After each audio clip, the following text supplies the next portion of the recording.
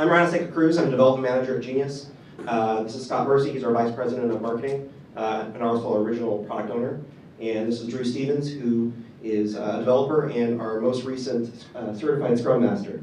So all three of us went through Mike Cohn's Scrum Master training. Scott and I did that together in February of 2008, and Drew just went through it recently. So we're here to talk about the evolution of our Agile adoption from when we first started in about mid-2007 to where it currently is. So we're going to keep it a little bit more detailed than maybe most presentations about Agile. So if there's things that you have questions about, go ahead and ask, and we'll be happy to answer it throughout the presentation. And then if you have questions, we'll also answer them at the end.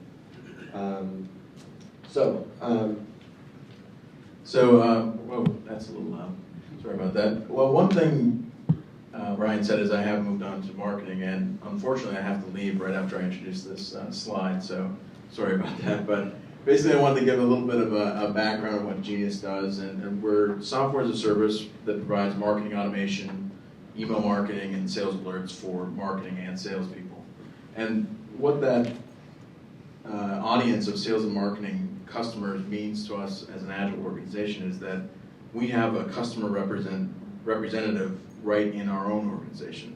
The people who market our products and that are selling it, we get tons of feedback that fills our backlog and helps us prioritize.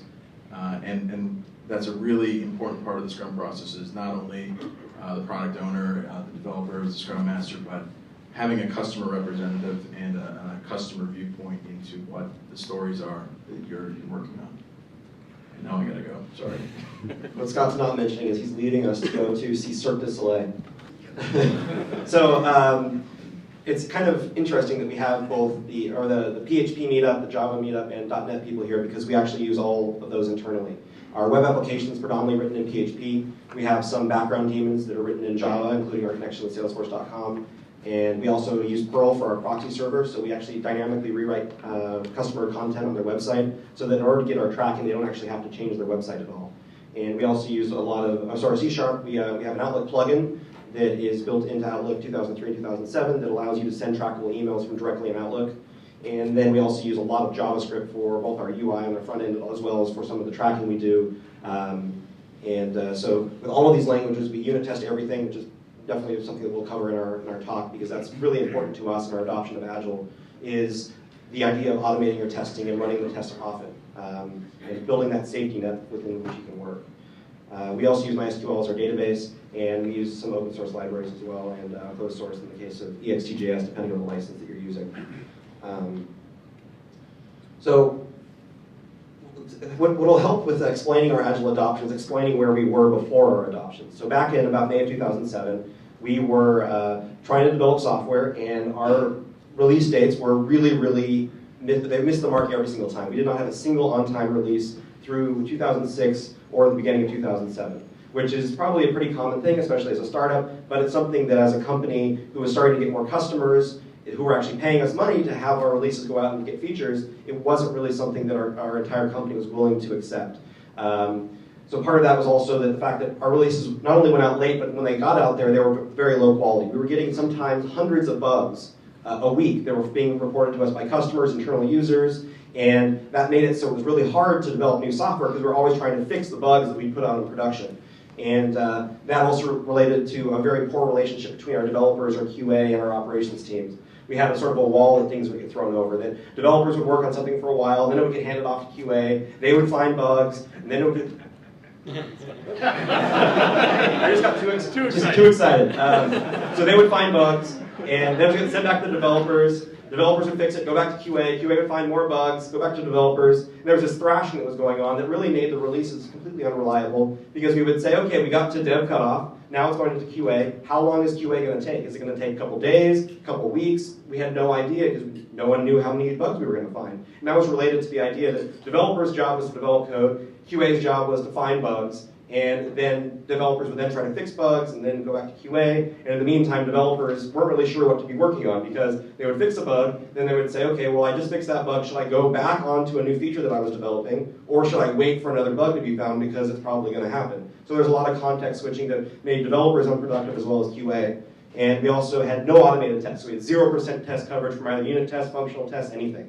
So every time you developed a new feature, you had to worry about, is this feature that I'm building, is it going to break something else? And how am I going to know that? So you had developers end up going in with very surgical code changes to make sure they were changing the bare minimum amount of code to put a new feature in there so that they minimize the risk of breaking something, because there was no automation to tell you that. So what was wrong? We had a requirement waterfall. We would have the marketing team work with customers and sales team and other executives to figure out what we wanted to build. So they would spend about a month, maybe a month and a half for a new product, working on the marketing requirements document, which would be just a laundry list of all of the possible use cases that anyone could possibly want from the new product. No real idea about prioritization, just we need to capture everything that we want to build. Then once that was done, it would get handed off to the director of engineering, who would then create his FRD, which was the functional requirement document, which would detail all of the new classes we needed, the database changes we needed, any UI screenshots that needed to be done, and the entire functional thinking about how it was going to be developed and designed was all done in a vacuum by the director of engineering with maybe a couple of lead engineers, which would then get handed off to individual developers who were working in a siloed environment where maybe I was in charge of the email piece and someone else was in charge of the Salesforce connection piece. Someone else was in charge of the proxy server. And the functional requirements would get farmed out to the individual developers that were responsible for an area, which caused the developers to work in a self-contained bubble, and each developer would write code in different ways. So if you happen to need something from the database and you were working on the email code, you'd have to go talk to the database person and have him write you a database function and then hand it back to you, and then it wouldn't do quite what you want, so you'd hand it back to him. And if you tried to look at the code, it would look really weird because it was totally different from the code you were writing. There was no common ground, common understanding about how to write software, which made it really, really hard to try to spread the knowledge and have people work in multiple areas. And then no automated testing is directly related to what I was just talking about. By not having automated tests, you try to make the bare minimum change so that you would have minimize the risk of actually breaking something that was currently working. And that led to us then developing a quicksand. You had no idea what was going to happen when you made a change. So you tried to figure it out, but in the end it would go to QA, they'd find some bugs, it would get handed back, and it was a really difficult process of QA and developers working together, and you had developers thinking, well, QA doesn't know how to test the product, QA doesn't know how the web works, which was true in a lot of cases, and QA would think, well, the developers just don't care about quality. Developers check this stuff in, and then we're supposed to try to find bugs, and then there was this really acrimonious relationship that was really, really a really big problem for us. And then we had the problem also with these long releases. Inevitably, there would be some new bug that would come up at the end of a release cycle that, oh, we ought to fix this, or some new feature that we need to have, and so it just get piled into the release, which would make the release even later. And all this was related to the fact that it took us 4 months to get a release out. So as a product manager or as a salesperson, you didn't want to have to wait another 4 months to get that feature out, so you wanted to try to squeeze it into the release that was just up the road. So in adopting Agile at Genius, we had to take an approach where we had to make changes throughout the entirety of the organization. And we, pardon my bum leg, and we split these into 3 domains, starting from the most general down to the most specific. So from an organizational perspective, we talk about eliminating waste. It's sort of the overarching philosophy is get rid of things that aren't helping you sell your product, that aren't helping you develop your product, that basically aren't helping you make money. So focus on the things that are really important to the business. As part of doing that and embracing Agile, we are big on empowering the team to make decisions about what they do, about how they develop features, about everything that affects them, and involving them in design of the product from the very beginning so that it works, it can be developed in the most efficient manner and works as the customers really want it. Gets the features out that the customers are really looking for. We have a collaborative layout in our office, which is very, very important. We have QA sit next to devs, next to our UI engineer, and everyone's together and everyone talks, and it solves a whole lot of other problems. There's none of this, as Ryan mentioned, throwing things over to QA and then they file bugs and then they throw it back, and that causes all sorts of trouble. And that here, QA files bugs and we actually go talk to them. It helps a whole lot. Access to executives in the organization. We don't have executives sitting in an ivory tower and completely removed from the rest of the company. We can go talk to them easily, and that really helps, again, with keeping developers and the development team on top of what features we're implementing and why we're implementing. Not just sort of a list of features and buttons to put into the product, but the real reasons behind those. Intelligence over experience is something that we sort of drives our hiring process. We think it's a lot easier, or it's a lot better to hire smart people to begin with, because smart people can learn the languages you use, they can learn the tools you use. And so it's really a lot better to have people who are smart and motivated. We allow fun. You saw, we'll show some pictures later of just silly things we do in the office. And so not having too much of a stoic atmosphere. As Agile was rolled out, we had very much increased expectations for everyone on the team, the QA folks, the developers, DB, everyone. Everything we talk about really applies to everyone on our team. And having increased expectations makes people, gives people a challenge, gives people a goal to work towards. Reduction of management. We have a pretty flat organization, a very flat organization, I should say.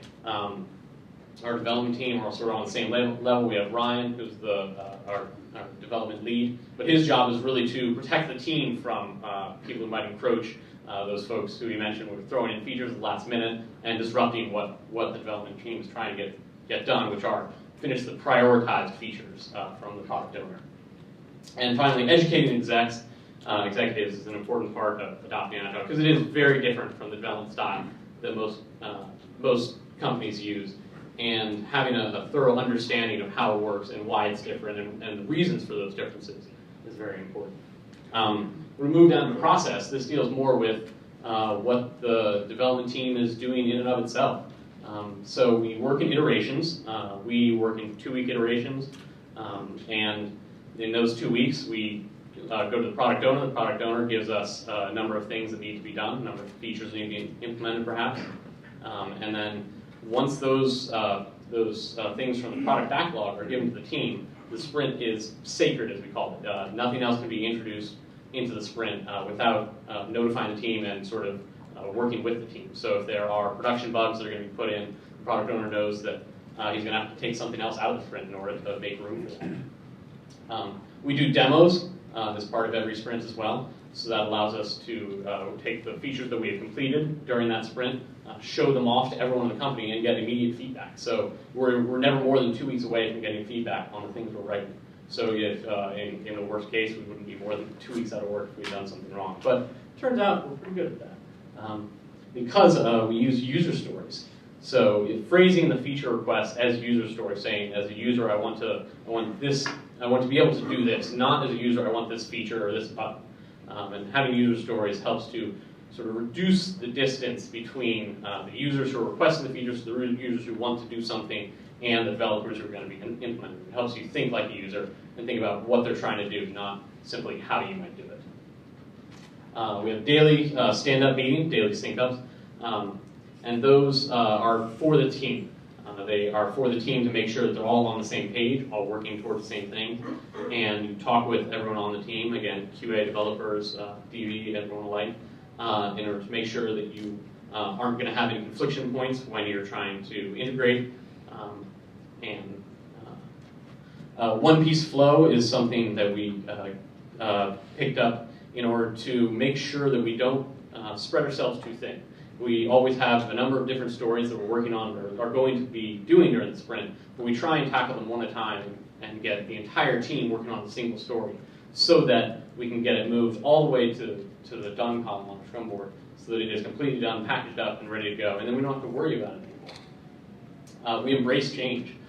As part of our sprint, as mentioned, we do demos at the end of a sprint. We also do retrospectives. And in the retrospectives, we look at things that happened in the sprint, things that went well, that we should keep doing, as well as things that didn't go well, and things that we could change. So we look for problems and try to change how we work in order to remove those problems and work more efficiently.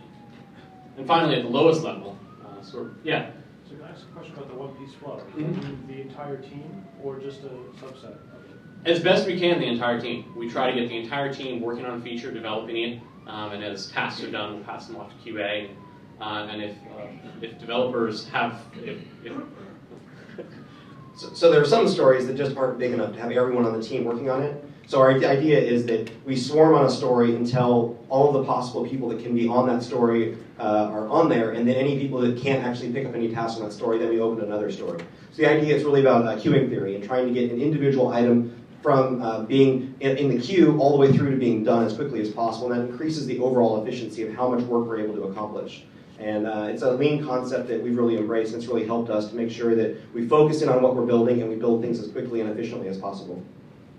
How many people is that on a story, on a typical story where a lot of people can work on? So we have 2 teams right now, and for one story, it's anywhere from maybe 2 developers up to 4 developers on a story usually. And it really depends on how broad the story is, because we have cross-functional developers. We don't have people that are just only a front-end developer, only a back-end developer, only a database person. People gravitate towards what they're interested in, but as part of being on a team is that everyone chips in and works on the things that need to get done so that the team is successful. And it ends up being based on how big the story is, how many people can work on it. But the idea is to try to make stories small and get as many people on them as possible before picking up another story.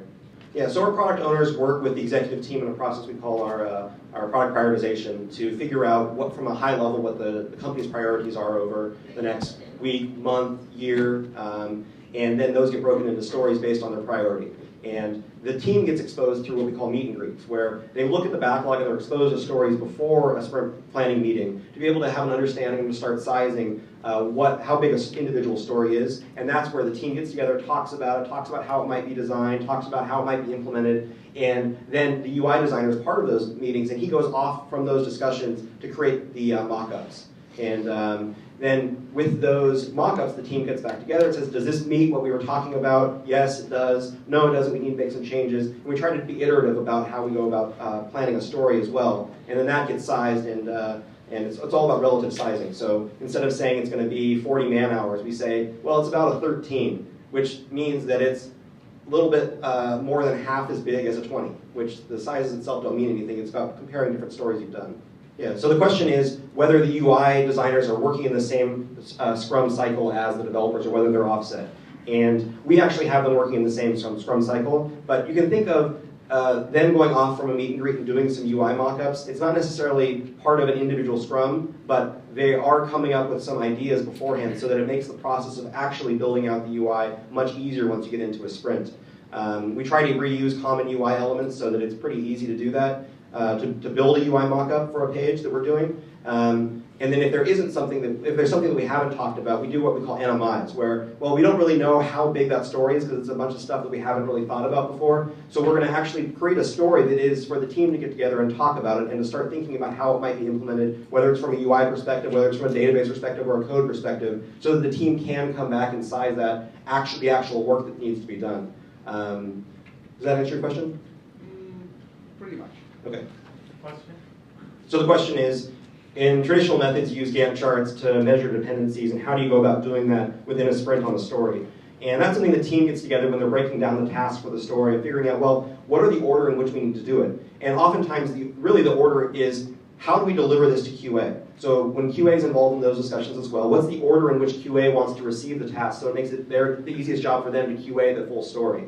And it's not necessarily something we have to explicitly make a chart out of or anything like that. We usually just put them on the board, the tasks on the board, from right to left in order of in which they should be done. And so the tasks on the right-hand side of the board, which is closer to being in progress, are the ones that get picked up first before the ones that are on the left-hand side. So that's actually a really interesting question, which is, if there's dependencies that prevent someone from are there ever dependencies that prevent a developer from actually doing some work? And that definitely happens, but it's something that should be embraced as opposed to being trying to work against, because Slack is actually really good in a system. So we have what we call our Slack time backlog, which are sort of minor things that don't require QA that can be done to improve the overall way that we work. So sometimes it's things like improving our unit testing framework or small things like that. It's not so much of a problem that it's something that happens frequently, but when it does, we have things for them to do that are still popular. Yeah, so the question was, when a product owner has an idea of something that they think might be cool to develop, how much work does it go through before it actually gets put into a sprint to be worked on?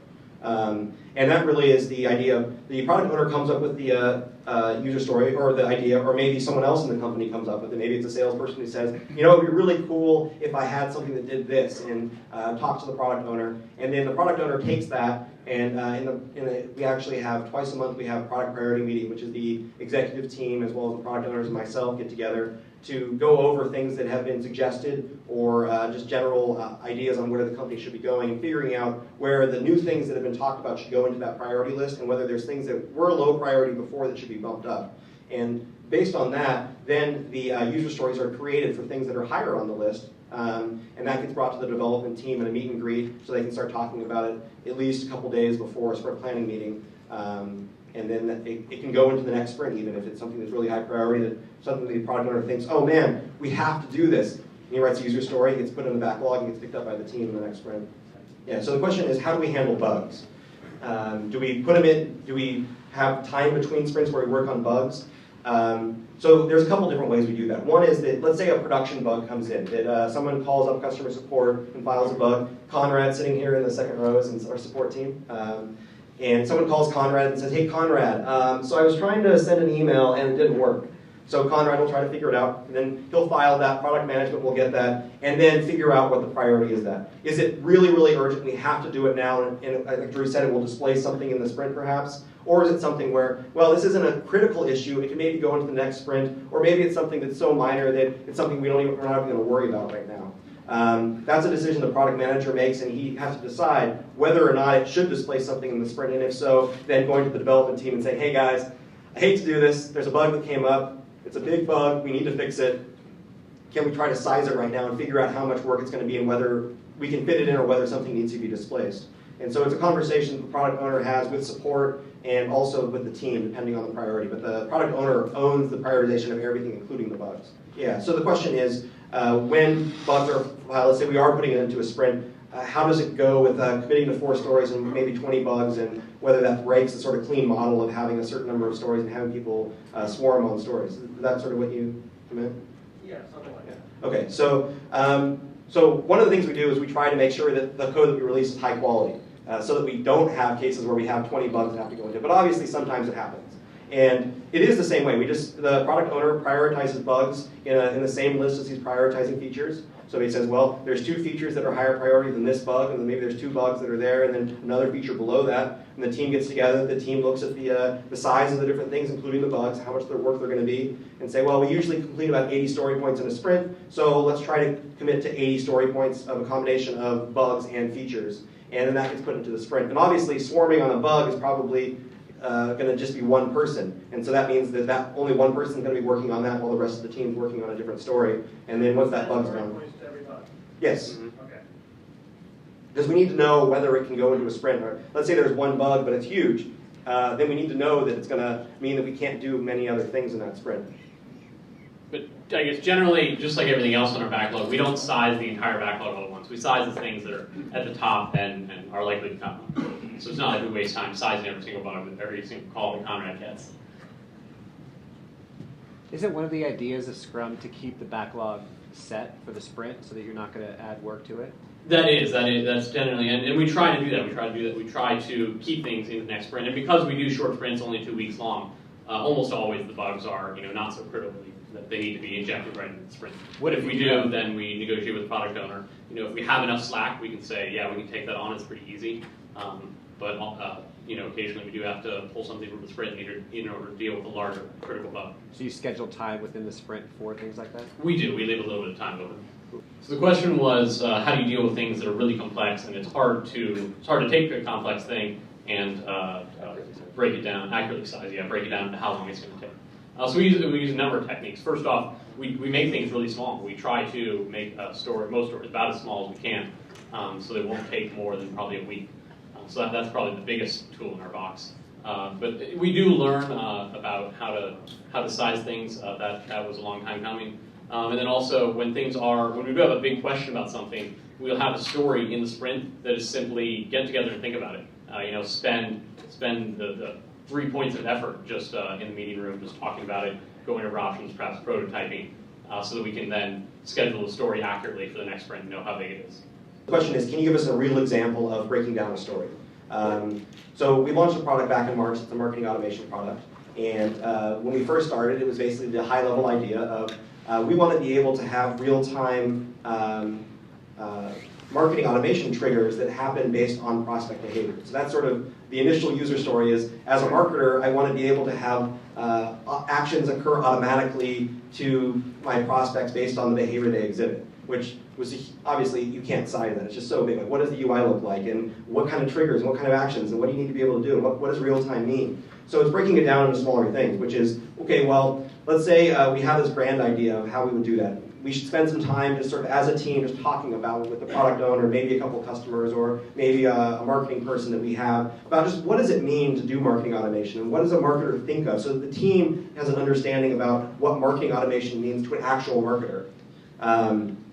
And then once the team's talking about that, then user stories come out of that. Like, oh, a marketer said that they want to be able to have an email sent as as an action from a trigger. Okay, well, that's going to be a user story we're going to have is when a marketing automation trigger happens, be able to send an email. Then maybe there's a different thing of, well, we want to be able to drag and drop the interface. So we want to be able to have a set of all of our options on the left-hand side, and we want to be able to drag the options over. Okay, maybe that's another story of being able to actually drag these concepts of an action, of a trigger over.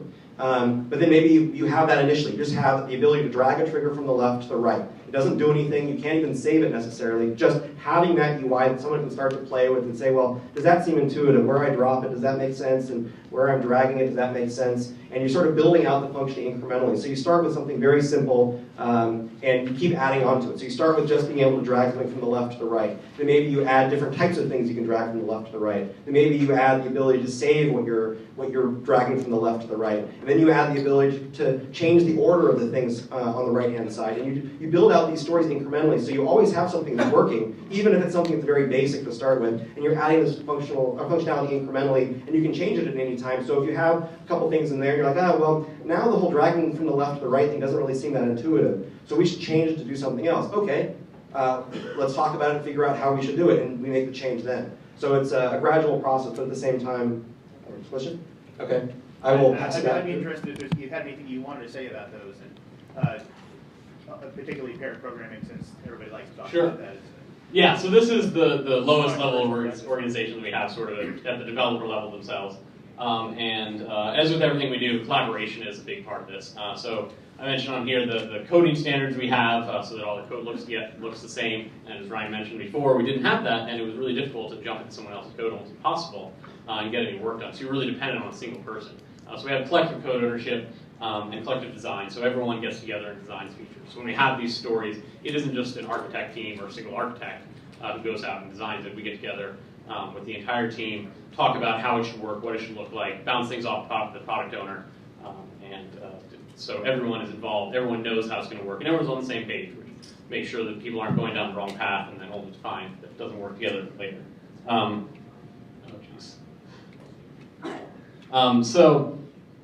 Beyond that, automated testing and continuous integration are really, really important. That allows us, again, to stay on top of our code and know what's going on. So if there's an accident check-in that breaks something, we know very quickly, and we can track it down really easily.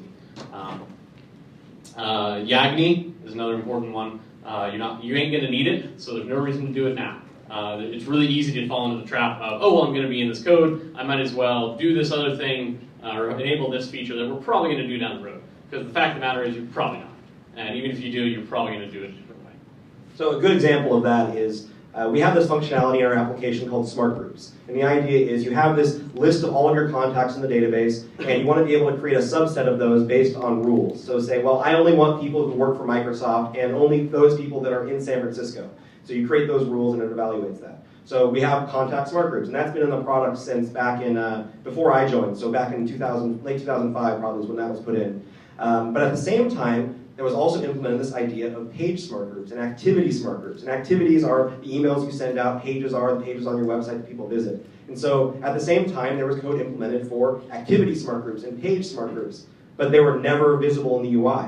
And every single time a user was created, 5 page smart groups, 5 activity smart groups were created for each user. It was stored in the database, taking up space, and it was never visible. No one could ever see that in the UI, and the code was all written there to sort of handle it. But since the code was never used, we didn't know if it worked. And we had to support the code going forward because it was the same code path that the contact smart group stuff was going through. So eventually we got to the point where we were having so many problems with the contact smart group because of things that would just inadvertently break because of the complexity of the code, we decided, okay, we're just going to strip all the page and activity smart group stuff out. We're just going to delete all that code, we're going to delete the database stuff, and just pare it down to only be context smart groups. And that actually has been amazing for us because it simplified the database interactions, it simplified the code paths, and it made it a lot easier to develop. So refactoring actually sort of fits into our technical backlog. We keep a backlog of things that... We do it continuously. Well, yeah, I guess that's a better way to put it. We do it is when we have something, when we are going to be working on page that was old and perhaps written before dinosaurs roamed the earth, we will redo the whole thing from scratch. We won't go and add features to that page. The developers will say, well, if you want us to work on that page, you got to give us enough time to rewrite the whole thing in order to do that. And really the reason it's not on the slide is because there wasn't enough room. So pair programming was one that someone asked about specifically, and that's a pretty polarizing topic. A lot of people hear it and they think, oh, I'm going to be forced to sit in a room all day, every day, and that's pair programming with someone.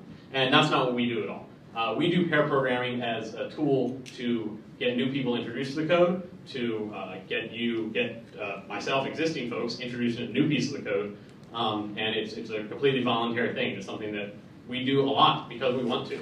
I barely know JavaScript, and when the occasional JavaScript task comes up and there's no one else to work on it, I'll pick it up and I'll grab the JavaScript guy from the other team and have him walk me through it. And so I'm slowly learning JavaScript.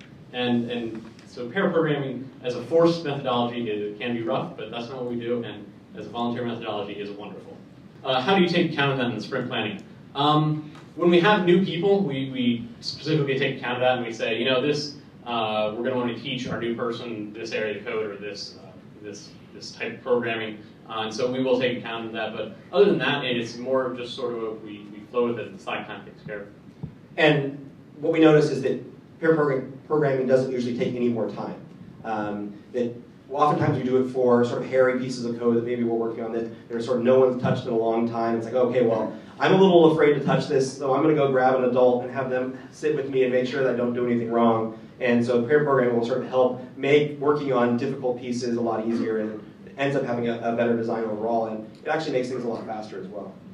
We do some formalized code review, mainly focused on security, because security is such a high-stakes thing. One error can really bite you in the ass. So we do code review for that specifically. But generally, we're not big on having line-by-line sort of thorough review like that. So when you take our three domains here and we overlay where we're getting our ideas from, we can sort of do XP at the lowest level, Scrum at the mid-level for how we organize the team, and then Lean as an organization overall.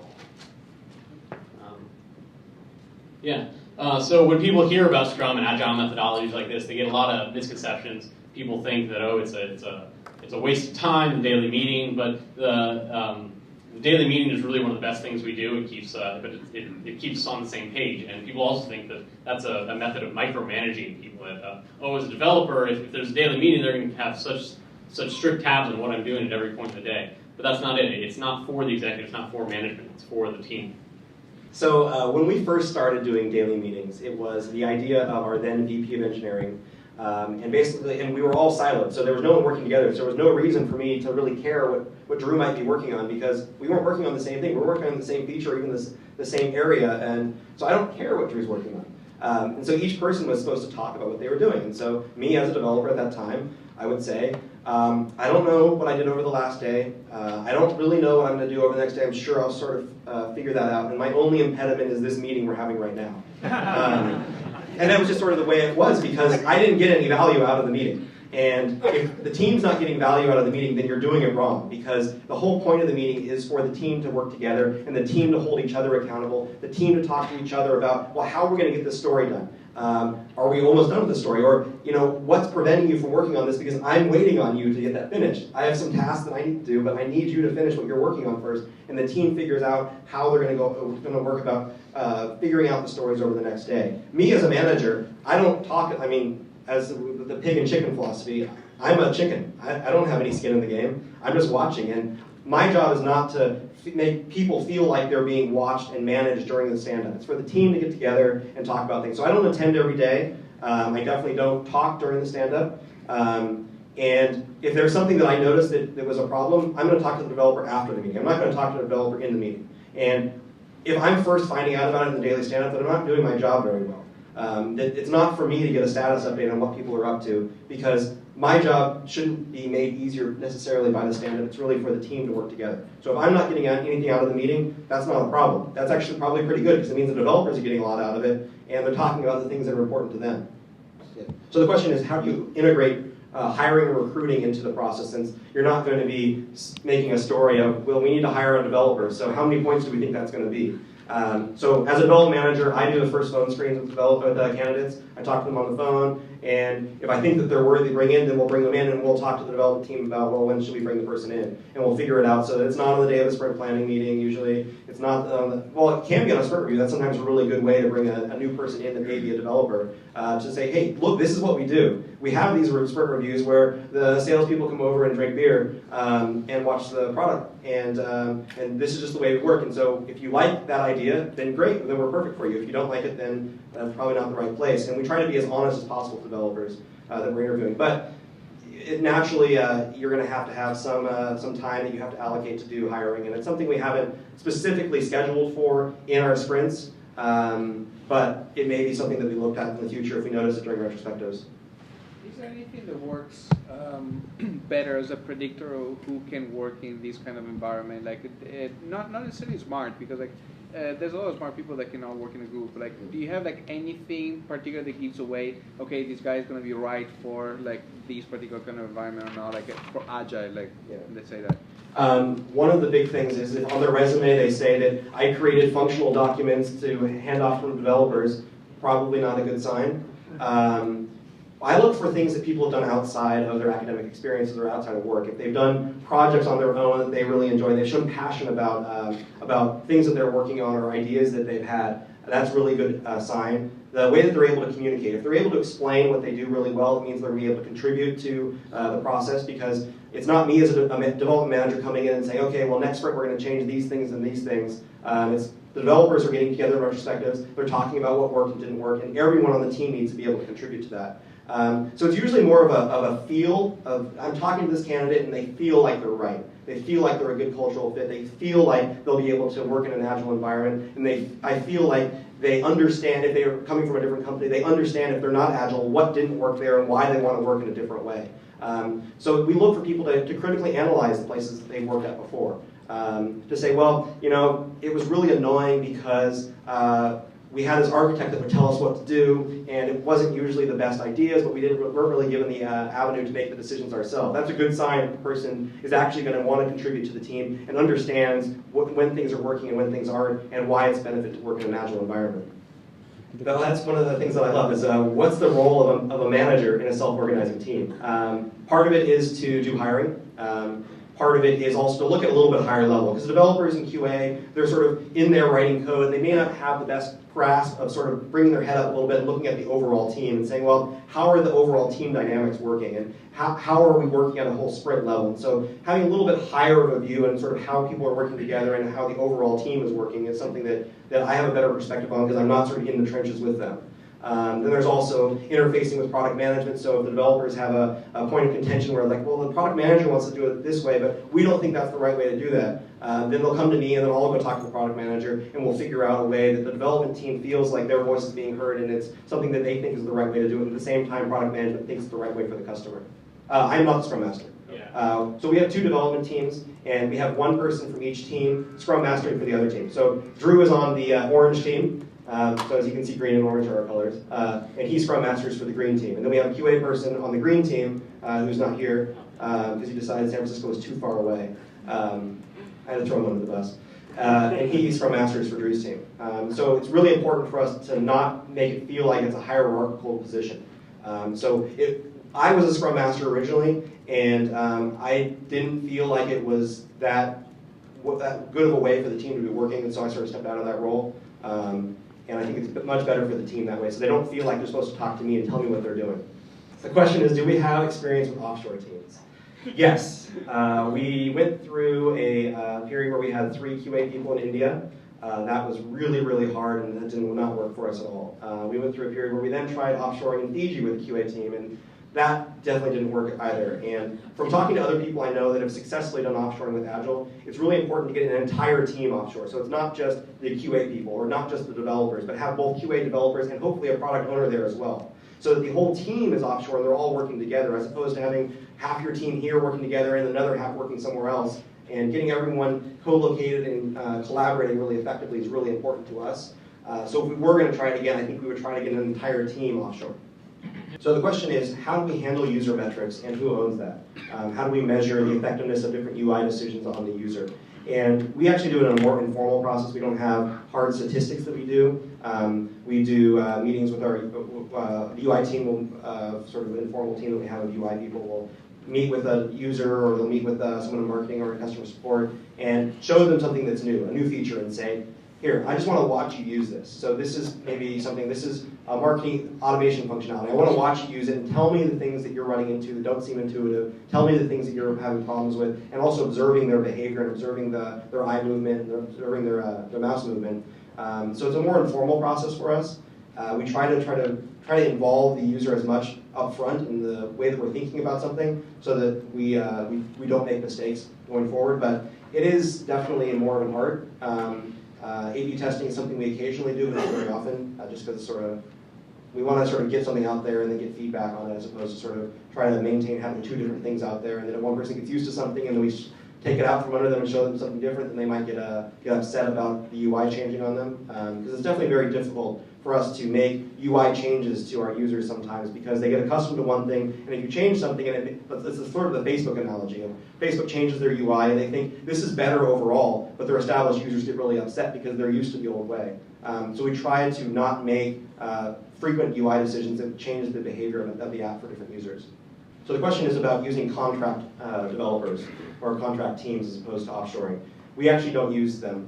All of our developers are full-time employees, and they're all, and same with QA and database, everyone on our team is full-time, and we really want them to be full-time because we want that relationship to grow and to build and to have the team stay together and work together all the time, so that they get that rapport and things get developed much quicker and much better, and they understand the trade-offs, they understand what each other are good at. So it's important to us to keep the team together, so we don't use contractors. And the question was, how do we keep track of user stories? What software do we use? And we started off with Excel because Scott was comfortable with that. That didn't really work very well for the team because it encouraged him to keep user stories small and acceptance criteria small, which made it hard for the developers, because if they're talking about things, they want to capture the ideas that they've talked about, and Excel wasn't very conducive to that. We tried doing it on a wiki for a while, and that didn't really work either. We tried using Pages on a Mac, and that works fairly well, but it's difficult to share. We use Jira for our defect tracking, and so we recently acquired Greenhopper, and we started to put the individual stories into Jira, and that's actually working really well for us. Our operations team also uses Scrum, and they have an email deliverability person who's in Fiji. So they actually use Scrummy, which is a really cheap tool online that allows you to not only maintain your user stories, but also the task and the progress of your sprint. So that's very effective for them. But it's up to the teams, up to the product owner to find what works best. I don't think there's any one golden solution, which is why there's so many out there. We looked at really heavyweight solutions like Rally and decided that really wasn't what we were looking for. We didn't want that much of an overhead for the development team. We want to make sure any decisions we make are decisions that are going to be good for the team. So we looked at the team to give us feedback on what's going to be better for you. What are the problems that you're running into right now, and how do you think we could go about solving that? So it's not me as a manager saying, you know, this Rally software looks really awesome, and I think it would give me really great statistics on how productive developers are, so we're going to start using that. That's not how we do things. So the question is, do we consider using Jira bug tracking system without Greenhopper? And we, up until now, for the last 2 years, we've been using Jira without Greenhopper. But for sprint planning. Well, we used it during a sprint, not for necessarily sprint planning. And the reason it's kind of hard to do a prioritization in Jira alone, I'm sure there's probably ways to do it, but we didn't really spend that much time on it. Well, so the question is can I give an example of an engineer coming up with an idea and that bubbling up and changing the way that we work?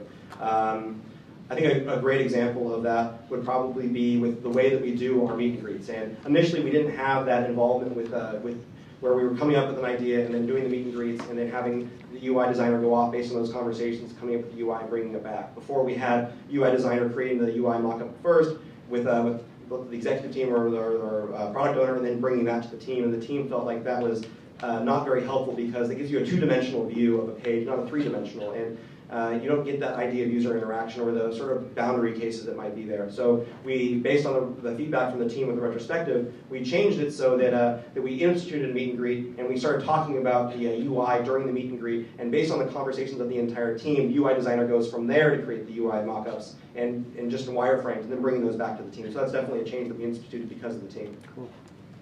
How many more slides do you have? Yeah, so we'll have to get through. So the next slide is actually, this is a timeline of our adoption from early in 2007 when we started doing what we call iterations, which were really development sprint followed by a QA sprint. Our unit testing all the way through co-locating development. Then a big thing in December 2008, our first on-time release, which we've maintained all the way through to now with 13 consecutive major releases on time. Scrum Master training.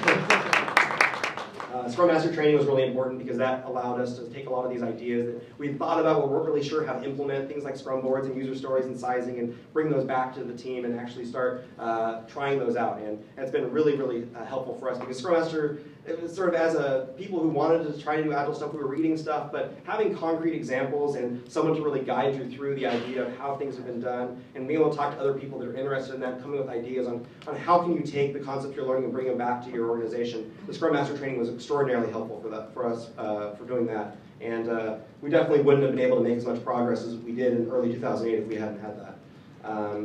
That's why it's in bold. So the Scrum Board immediately followed that. The collaborative workspace was really important for co-locating people. Hiring a supportive VP was really awesome. We had a VP of engineering that was the one I was talking about where I would tell him that my impediment was him. And he left the company in about December, which is coincidentally the time we started on-time releases. Not necessarily because of that. But hiring another VP 5 months later was really important because she came in and she really gave the team the space to make the right decisions and trusted that we were going to do the right thing and helped shield us from the rest of the company. Where if maybe there was some hot feature that someone wanted, being able to say, okay, we're going to talk to our VP and get that person off our back and be able to help out with that. So it was a bigger front for helping insulate the team from decisions that some other developer or some other executive or someone else in the company might want us to make. And then hiring a brilliant build engineer was awesome. Mike Rooney, who's in the third row here, is our build engineer. And he's allowed us to integrate our Selenium tests with our PHP unit tests and integrate the YUI tests with that. Do builds on check-in, not just nightly.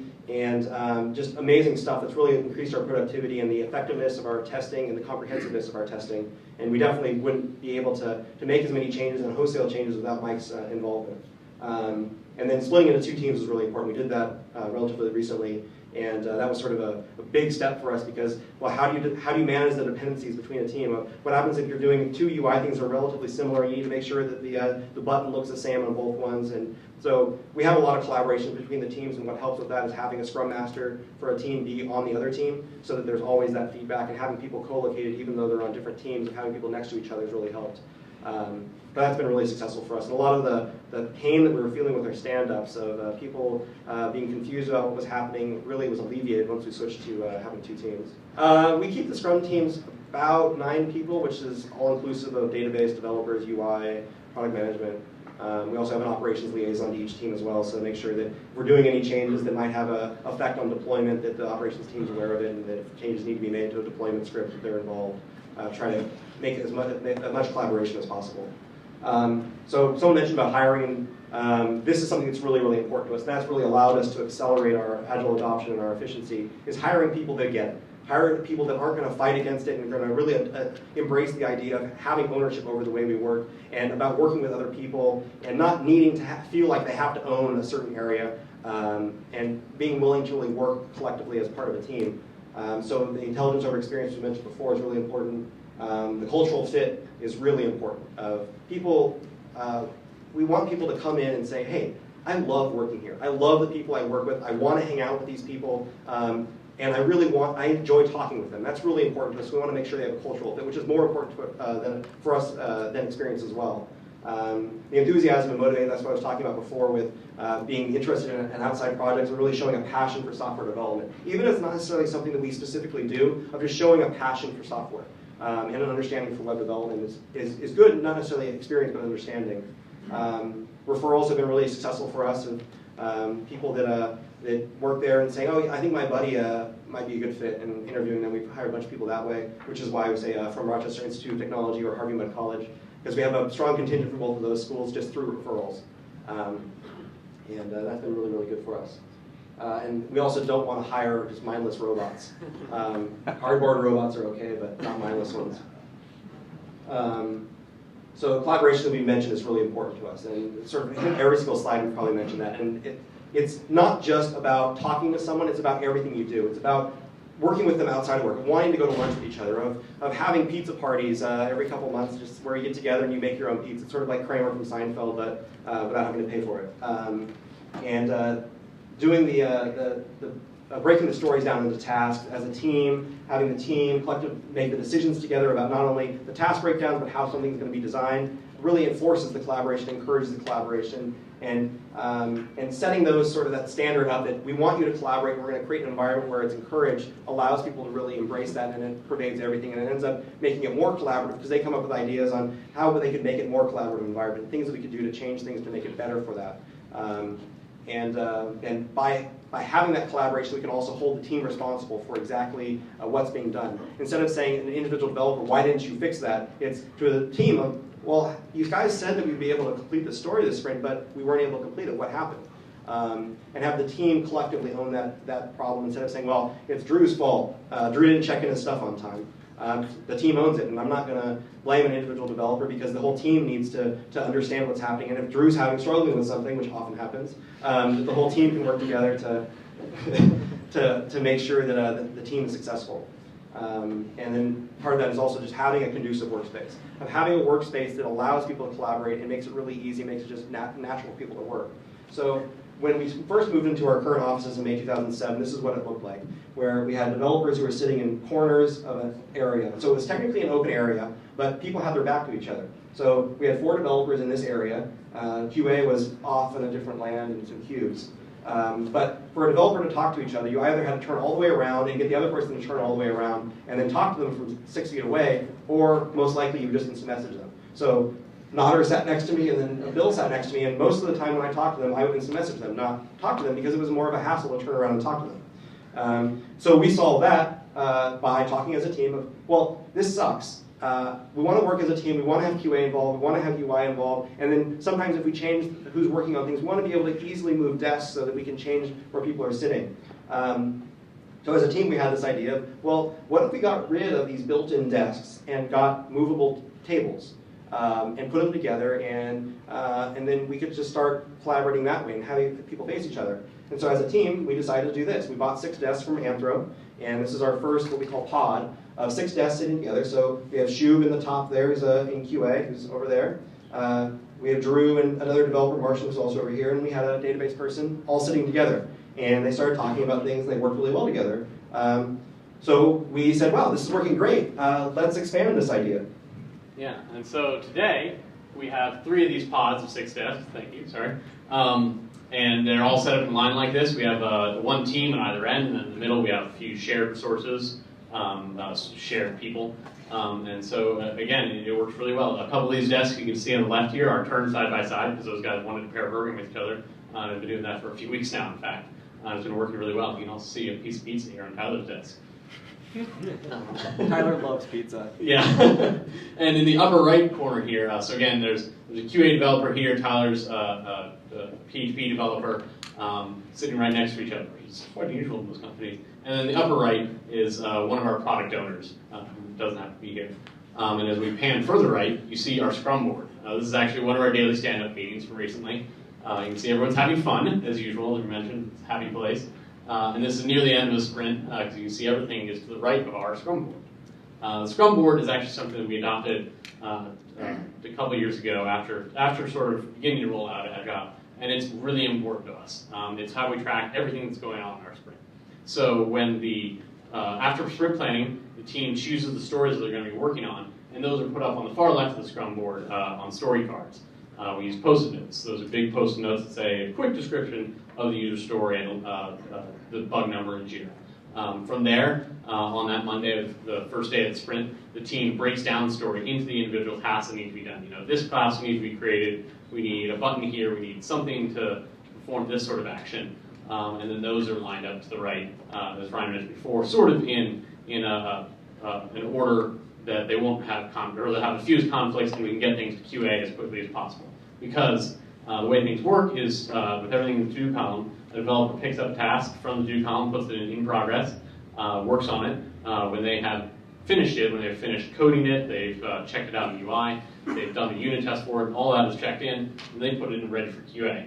Once it's in ready for QA, the QA can pick it up. They make sure that it looks right, it does the right thing, it's as the user expected, it makes sense to a user, and they write Selenium functional tests for it, and then they put it in the validated column. Once all the tasks have made it to the validated column, then we take the actual story card itself and put that into the QA column, and then our product owner is sort of the final QA.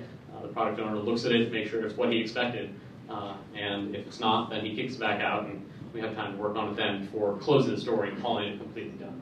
So for a story to be completely done, it has to meet all of these stipulations. It has to have all the testing done out, both unit tests and functional tests in Selenium. It has to have gone through security code review, and to finish the story in total, the product owner is really the final say, and it has to be potentially shippable. That's something that's really important because potentially shippable means that it really is done. You are ready to kick it out the door, and you're happy to not do any more work on it. We run into that on occasion. Yeah, there are tasks that are completely back-end things that are difficult, if not impossible, for QA to test. Those will go straight for validated, and we'll have sort of, if we have a number of those, we'll have a roll-up task that is a QA-only task. So we'll have some developer-only tasks and then some QA-only tasks to cover those things. So Cirque du Soleil boy was supposed to present this, so I'm going to do it for him as if I was a product owner. We've talked about a lot of this already, about our product prioritization, our sprint planning, our meet and greets, and it's really important to aggregate all of the input from all of the different people that may have ideas about what we might want to do. Sometimes it's from users, sometimes it's from salespeople, sometimes it's from marketing people, sometimes it's from developers and operations of, hey, I was thinking about how we could change this page to make it we could search not only by first name and last name, but we could also search based on some custom tags that are implemented, and having ideas on ways of making the product better that come from developers and talking to the product owner. So it's not just a matter of we only get requirements from users. So that's really important to be able to aggregate all these features and have the product owner own the prioritization and working with the executive team to figure out from an overall company perspective of where do we want to go.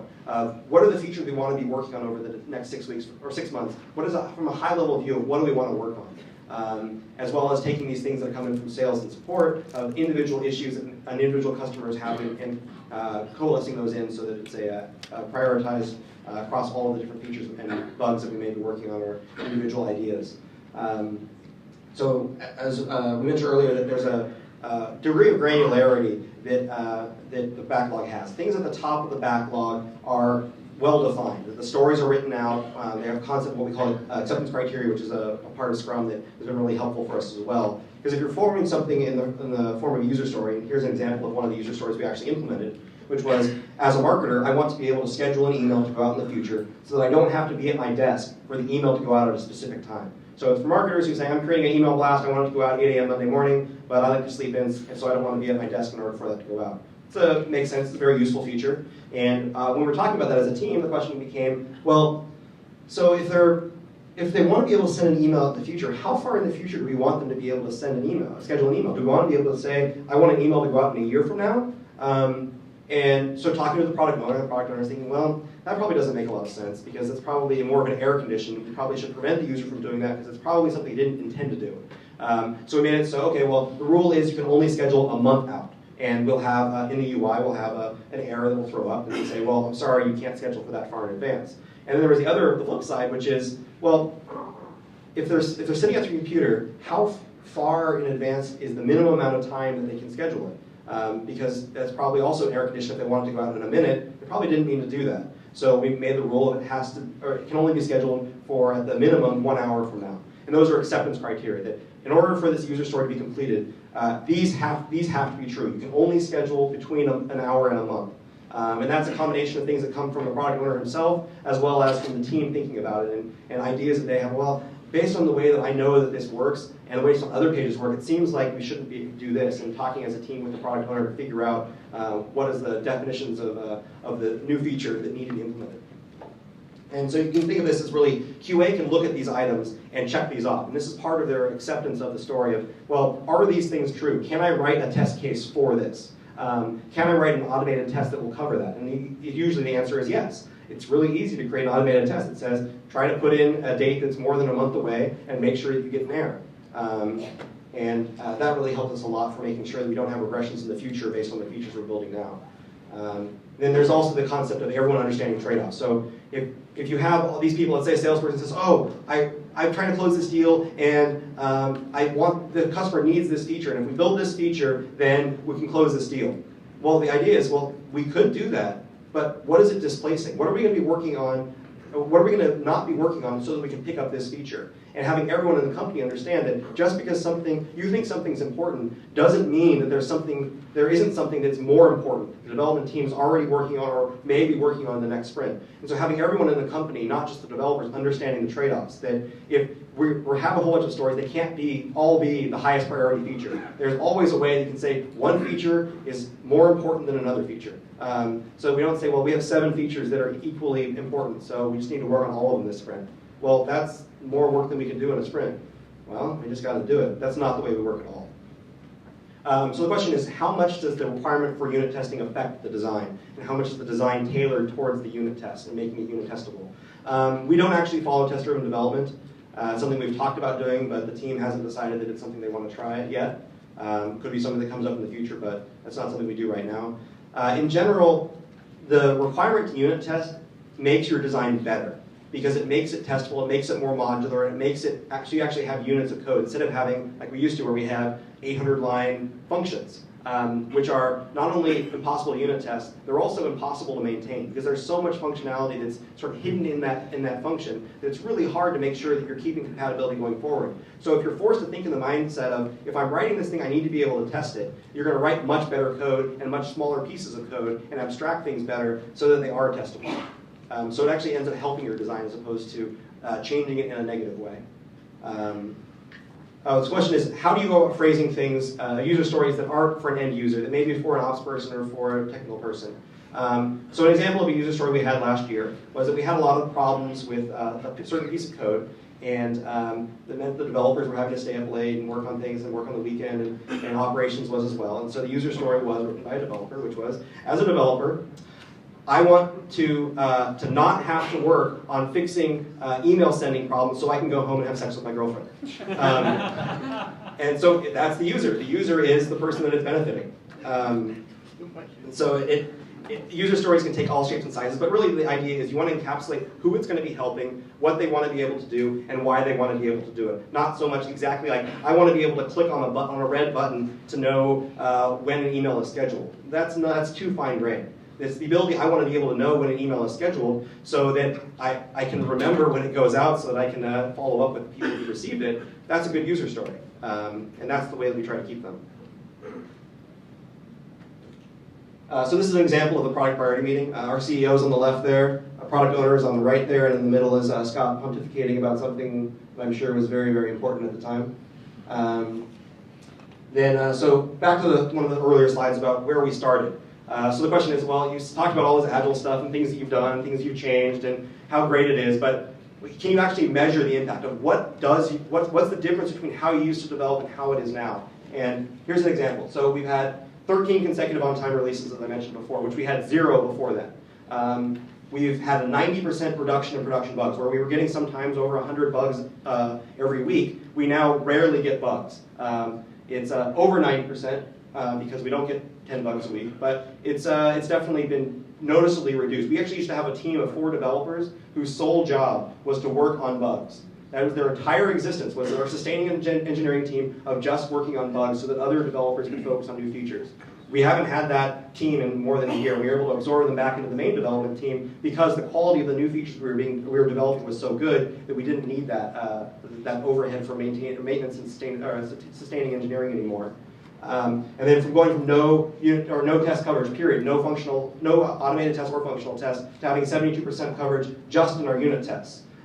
We don't actually have a measurement on our Selenium test right now for code coverage. We're trying to work on that right now because there's a part of a Selenium or PHP unit that allows you to do that with Selenium.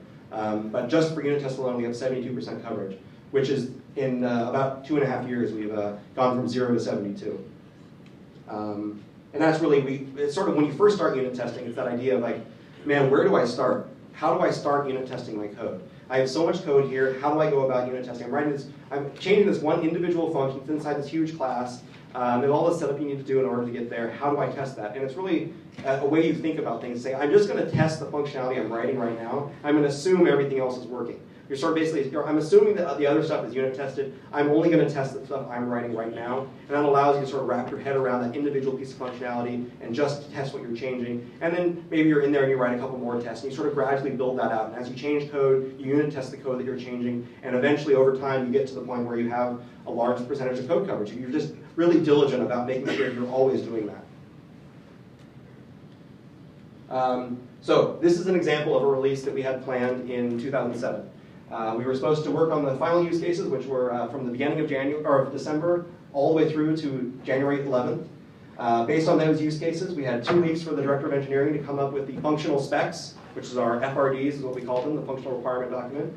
After that was done, it was then about 2 weeks worth of UI mockups, and then when the UI concepts were done, then development started. So February 8th is when we were supposed to start development with all of the functional requirement documents done and all of the UI mockups done. So the individual developer could get handed the functional requirements and the UI and go ahead and build that. We're supposed to work on the development for about a month and a half and finish that, do dev cutoff, and start bug fixing on March 29th. Then have a week worth of QA, which will then make the code bug free. And then you have what we call our stability period, where you would be done with bug fixing, so there'd be no more bugs, but just in case, we'll give a week for the code to just sit there and bake. So if anything dies or anything weird happens, we'll know and be able to fix it before we release. Which was a really odd concept at the time for me, but I'd only been in Genius for about 6 months at the time, so I said, okay, well, I guess that's how you do software development. Of course, this is a really ambitious and really interesting idea, and thinking that you're going to release on April 12th is a noble goal. Didn't happen. We ended up releasing on April 26th, so it was 2 weeks late, which isn't bad, but at the same time, we actually took about half the functionality out of that release. So This is a web application, right? It is a web application. It doesn't install desktop software? Exactly. It is not installed desktop software. It is a web application. But this is... What was happening to the website during this time? what happened to our application during the time? People used it and wanted for features.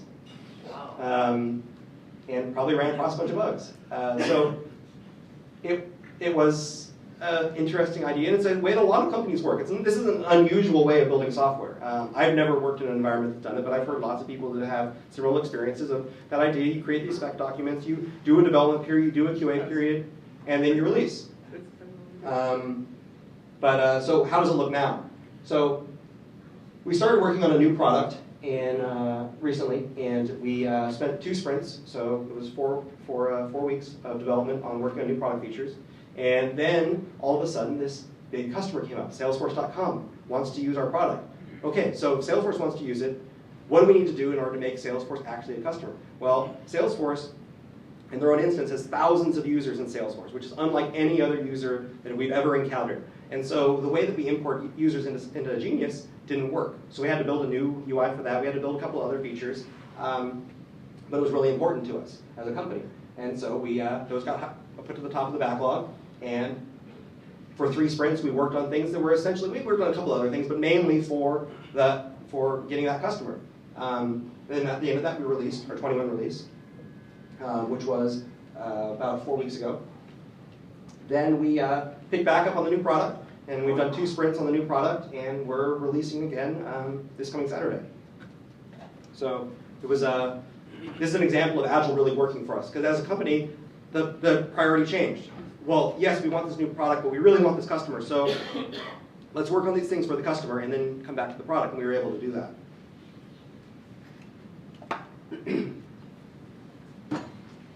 So here's some more resources for if you're looking for more information on this. the big ones, our blog. We blog about both technical things and organizational things that we do, tools we use, all sorts of stuff. Mike Cohn, who's where we did Scrum Master training, Ryan and I, as well as a couple other folks at Genius. Bay API Island is, I think was mentioned earlier, it's one of the Agile groups in the area. The Agile Alliance, that's where the Agile Manifesto is, which was mentioned in Marco's talk. And James Shore as well is another component of XP. So as we mentioned, we're a fun environment. Let's picture a couple of our developers just having fun. We don't have a big corporate atmosphere at all. We provide lots of bread. Ryan is something of a baker. He's buying 50-pound bags of flour these days and baking bread and bringing that in. We also do pizza parties at his house, as he mentioned. So it's a really great atmosphere. And we also do fry parties. This is a bacon-wrapped battered corn dog. And yeah, that was something that we did on a Friday a number of weeks ago. That's it. So, yeah. Questions?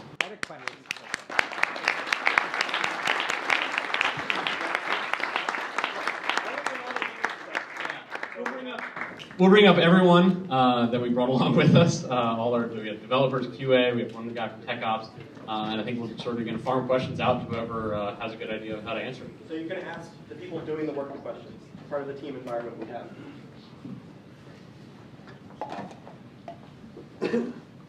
So the question I had was on the when you guys switched to the face-to-face pods. Mm-hmm. There's certain people that probably work better without disruptions. How do you handle that? Actually, I think Bill knows that. Very sturdy headphones. There you go.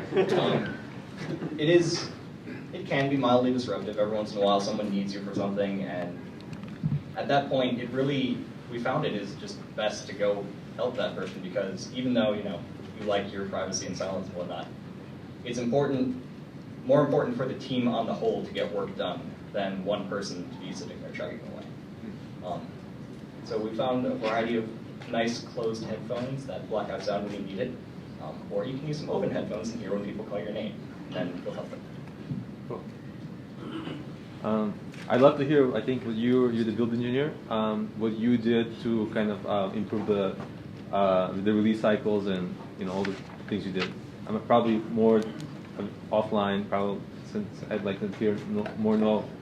I'd like to hear more than feel free time to talk allows, about but just want Do you have any quick Let's see, one of the first Can you things repeat I the did question? was Repeat make the the question. tests run continuously instead of nightly builds, so developers get really instant feedback on if they've broken something, so you don't have to do the context switch of, I broke this thing yesterday, now let me try and figure out how to fix that. Did you minimize downtime, like in the live releases? How were you able to, it's instant builds, not deployments. So we're running the test in a test environment, not in a production environment. So every time someone checks in, we run tests in a test environment, not on production. How easy is it for you to release, live features like bug fixing? I'm sure a lot of stuff creep in. So how easy is it for you, and how were you able to minimize the downtime of like every live release and things like that? Zaid, probably. Zaid is our director of technical operations, and he and I have been involved in pushes since I started. It used to be that we only would release on a Saturday, so that we had enough time to deploy the code, make sure it was working before we allowed customers back in. Now we only make weekend releases when we have large database changes that maybe take overnight to run to change the database schema. Other than that, we release on a Tuesday or Thursday. So it really shortened the amount of time it takes to release the software because we don't have to do as much QA because we have automated tests we can run against it when it's deployed, and it's much higher quality in general. How long does your build take?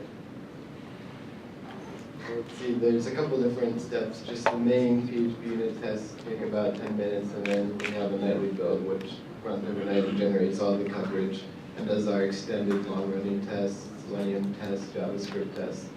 But just the main thing is to run continuously, just the things that people are going to break on a continual basis. So that you said it was 10 minutes, I think? Yeah, it's something around that general. How do you handle intermittent tests? Make them not intermittently fail. So you do that, or how do you divide up the responsibility for it? If we find that a test is intermittently failing, then basically we'll just try to work with whoever wrote the test or the feature that's causing the intermittently fail. And we sort of treat that as a top priority thing. It's not some lower level thing that's not important, but it's just as important to have a solid testing infrastructure as the actual application. We use Hudson as our continuous integration server, so that runs most of our jobs. That's quite flexible and powerful, but then there's pretty much our full tools list.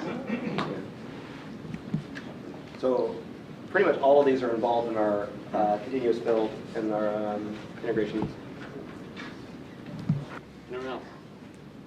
We're going to put the presentation on SlideShare too, Yeah. so you don't feel like you have to take pictures of everything. And there will be the video online as well. Yep. From Marakana's website, you can easily get to it. So that's a great question. The question is, we've talked about going Agile and what it was like before and what it was like afterwards, but what was the process that we went through in order to actually become Agile? What decisions were made? So I can take you back to in early 2007, about the same time as that product, actually the exact same time as that slide I was showing about that release that we did all the requirement document stuff for.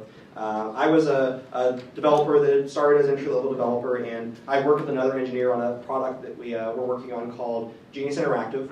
And Genius Interactive debuted at the demo conference in 2007, or 2006.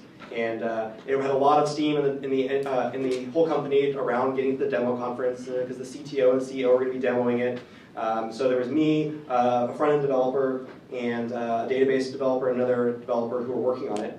We got to the demo conference, we debuted it, and it wasn't ready for deployment, but it was ready to demo, so it demoed, and then afterwards, sort of the company lost interest in it. Sales was like, well, we don't know that it's necessarily a real-time chat feature, something we'll be able to sell that well right now, so it sort of lost interest. But so the database developer and the other developer that were on the project, they moved on to something else, and the UI developer and I stayed on it. And we were both entry-level developers. We just started a couple months before. I just graduated from college. And we were working on this product without really any direction. In fact, to give you an anecdote about that, when I started and when he started, we're about a month apart, and we had about 7 people in engineering at the time. And for the first month that he was at Genius, we didn't know that the other one was in engineering. He thought I was in sales, and I thought he was in marketing, because that's how fractured the development team was. People worked in different areas, and there wasn't really that much collaboration and communication. And obviously, there was no outside enjoyment that you were having with people on the team.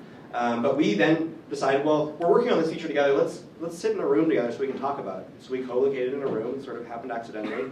And we started, as we were going through things, we would write things on the whiteboard and say, well, what are all the things that we need to do? And we'll put them up on the whiteboard and take them one at a time and cross them off after we're done.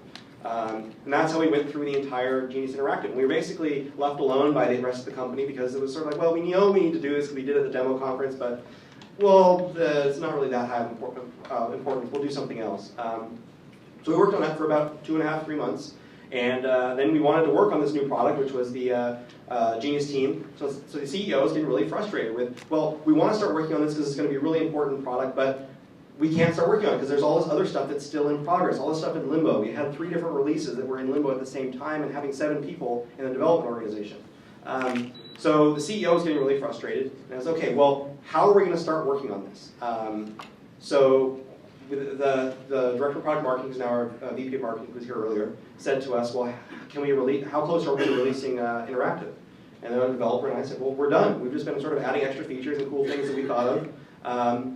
And so, okay, well, let's deploy it. And so it deployed 2 weeks later. And technically, that was our first on-time release, even though it wasn't really planned, because we said it's ready, and then it went out 2 weeks later. And the executive team recognized that and said, wow, we have our 2 youngest developers working on this, and they were able to get it out on time and it's high quality. What are they doing that was working? So I started having conversations with the CEO, and he was talking about this new product we wanted to be building that we hadn't started working on yet, trying to come up with ideas on how we could start working on it. And so I started talking to him, and I had this idea of, well, we could have everyone get together and figure out what the highest priority features are, and we could start working on the first one. And once we're done with that, we can move on to the next one. And he's like, okay, well, who's going to be working on what? I said, well, we'll have the developers self-select what they're going to work on based on what makes the most sense. And I remember him sitting there staring at me and saying, what? We're going to have the developers self-select? I mean, we're trying to build a company here. We're not going to stand around holding hands and singing Kumbaya. We need to make some decisions. So he didn't understand what I was saying, and truth to be honest, I didn't really understand much of what I was saying. It sort of seemed right, and I'd read some things about Agile, but he was willing to try it. He said, well, it's just, the way that we're developing software isn't working now. So whatever you think might be good, might as well try it because it can't be worse than what we're doing right now. So a lot of it came out of a sense of desperation and frustration with, it's not working now, we need to change something, what can we change? And I was stupid enough or naive enough to be able to say, I think I have some ideas on things we might want to try.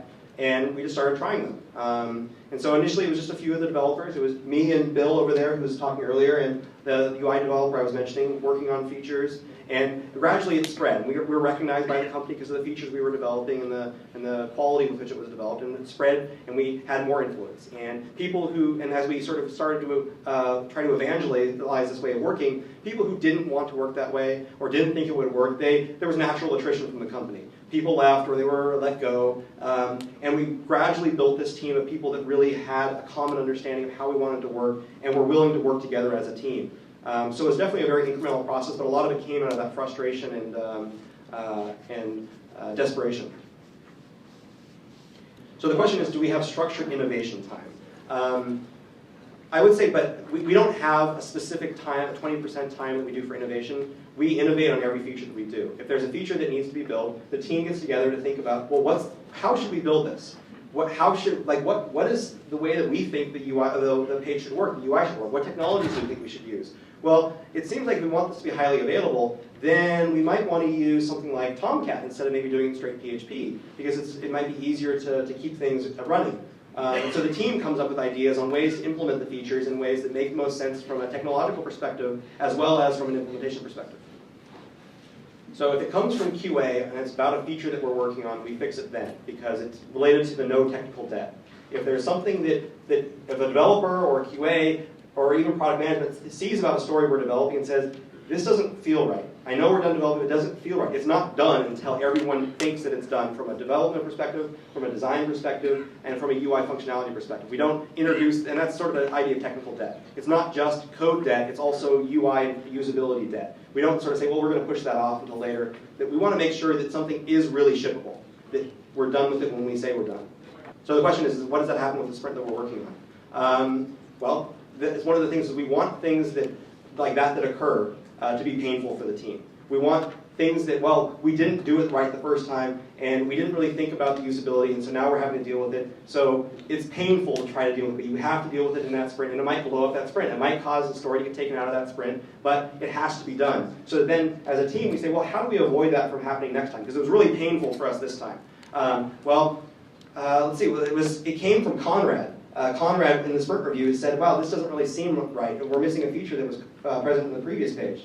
Well, maybe next time we should talk to Conrad during the sprint. When we're coming up with the UI, we should go get Conrad and talk to him and say, hey, Conrad, we're building a new page, and we want to get your feedback on it. And that way, you actually are taking that problem that occurred and making sure that it doesn't happen again by changing the way that you work. But that comes from the team. Hopefully that answers your question. How do you write user stories and plan sprints when you need a month to just get the thing, like the framework and the scaffolding and everything up off the ground? Does anyone have any ideas for using Scrum for getting a project off the ground, and how do you get those user stories into the system? So the question is, we've explained how Scrum works with an established product, because we went from a place where we didn't have Scrum and we had a product to then implementing Scrum. How do you go about implementing Scrum in an environment where you're doing something brand new? You're starting from scratch, and there's a lot of things you just need to get off the ground of just getting basic things working that aren't even close to being user-facing before you can actually do something that maybe seem like it's more involved in Scrum. So he addressed the entire room, so if anyone has any feedback that they want to give specifically, that's fine. From my perspective, you can break something into stories. So let's say that you have some basic thing where we just need to have the ability to have users. Okay, well, let's start with maybe having a story, which is, as a developer, I need to be able to have a database set up that I can store user data into. And you have acceptance criteria. We need to have unique logins. We need to have first name and last name, and maybe an email address that's not the same as a login. And you start with that, and that's something really basic, and you build upon that. But other people might have other things as well. I mean, it feels like the real core of it is just getting the team together and like, what's the most important? Okay, let's do it. And then what is the second? I think this is really the core of it, and I think that's it. I mean, that's what we do. I mean, it really works. And everything else, I don't know, maybe that's not the core of it for you guys, but. So I can't really speak to the user stories, but in terms of the extreme programming of getting all the developers to write the unit tests, use a framework, because a lot of the work you're going to do initially to try to do that setup is things, you know, if you were using Cake PHP or Symfony, yeah, well, a lot of that stuff's already done for you, right? The frameworking on that is there, so you can do, you know, you have the general view of what it looks like, and you can start the practices from there on out. So this is an example of user stories from Mike Cohn's presentation, which is, let's say you just have something where we need to build a reservation system. And so we need to be able to have you're assuming maybe you just have a reservation. You need to be able to cancel a reservation. And you break it up into smaller stories that you can then individually build. And it's the same thing of, like you're saying, if you're starting with this idea of, well, we have an application and we need to have users be able to log in, you can then start that story and break it up into smaller stories that can be done. But just having people work together, make sure that the team is working to prioritize that, and that you have people that understand the vision involved in prioritizing the stories. I wanted to answer this question because I have experience in service business that does Scrum. So maybe you guys can talk afterwards. Okay. That might be good. Okay. I don't want to keep anyone here Yeah, too much longer. So any questions you have for us, feel free to come talk to us. We have a bunch of people here, so we can answer lots of questions. And if anyone has any questions, my email address is really easy to remember. It's ryan@genius.com. I also have cards if anyone wants it. So thank you everyone very much for coming, guys.